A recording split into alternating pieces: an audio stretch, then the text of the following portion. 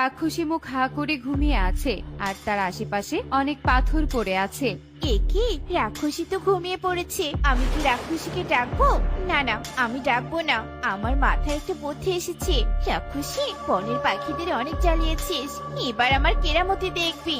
এই বলে টুনি রাক্ষসীর পাশে পড়ে থাকা পাথরের টুকরোগুলো তুলতে থাকে আর রাক্ষসীর মুখ দিয়ে ঢুকিয়ে দিতে থাকে। অনেক পাথর টুনি রাক্ষসী ঘুমন্ত অবস্থায় ঢুকিয়ে দেয়। এরপর হঠাৎ করে রাক্ষসীর ঘুম ভেঙে যায়। একই একটা পাখি আমার গুহায়, একে একে আমি ওঠা দাঁড়াতে পারছি না কেন? পুরো পেট শরীর আমার এত ভারী লাগছে কেন?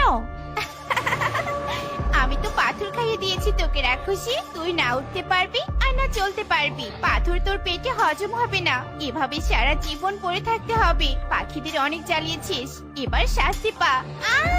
আমি নড়তে পারছি না, ডিমগুলো দিয়ে যা, দিয়ে যা। পাখিরা সব কোথায়?